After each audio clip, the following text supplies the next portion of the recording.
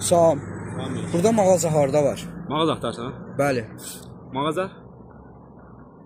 Mağaza. Bilmirəm. Yox, nəysə. 20 qəpim var. Yoxdur. Niyə yoxdur? Yoxdur. Kişi sənə 20 qəpin yoxdur sən? Yox. Nəsə yoxdur. Yaxşı bax qardaşım. Buradan gəlsən, Aha. düz get tapasan. Ok. Qaqa, bir dənə sual var. Ay qaqa. Qaqa, çıxartdı o qulağındakı poğu. Salam. Burada mağaza harda var? Bilmirəm. Salam qaqa. Tamam heç. Burada mağaza harda var? Mağaza tanıyıram. Mağaza şey olan da, içində sular, yeməklər zadlar olur. Ha. Hə, o qaqa. Düz get, düz get. Aha. Sola dönsən, sonra sağa dönsən, oradadır. Oldu. Hə. Sağ ol.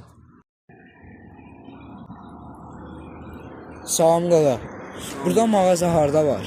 Burada qaqa mağaza yoxdur. Sən Mıkın qardaşsan. Mən yox qaqa. Tanımırsan? Və Tıkını. Yox. Tıkını da tanımırsan. Yox. Bəlkə üstündə pulun olar. Kartlandı qaqa. Ödənişin NFC-dir. Ha. Məndə NFC yoxdur. Get qaqa, get. Sağ ol. Get.